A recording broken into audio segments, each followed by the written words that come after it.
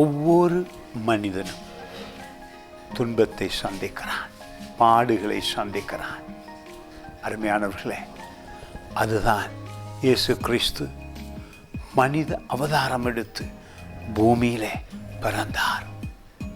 தேவனே மனிதனாய் பூமியிலே பிறந்ததின் நோக்கம் நம் படும் பாடுகளிலிருந்து, வேதனைகளிலிருந்து, எங்களுடைய எல்லா வித சோதனைகளிலிருந்து வெளியே வரத்தக்கதான ஒரு அதிகாரத்தை உங்களுக்கும் எனக்கும் கொடுப்பதற்காக.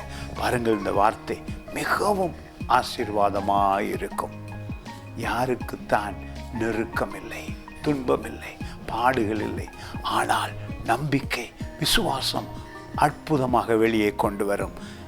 தாவீது சொல்லுகிறான் 118வது சங்கீதத்திலே 5வது வசனம், நெருக்கத்தில் இருந்து கர்த்தரை நோக்கி கூப்பிட்டேன், கர்த்தர் என்னை கேட்டருளி விசாலத்திலே வைத்தார்.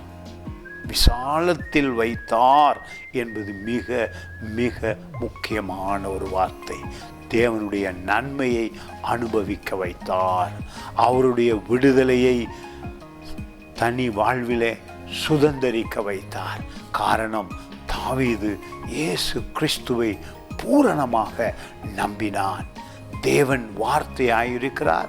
இந்த நாளில் உங்களுக்கும் எனக்கும் இயேசு கிறிஸ்து வார்த்தையாயிருப்பதினாலே, உலக ஆரம்பத்திலே வார்த்தை இருந்தது, இப்பொழுதும் அதே வார்த்தை இருக்கிறது. இனி வருகிற காலத்தின் தீர்மானங்களும் வேத வார்த்தையின்படியே இருக்கும்.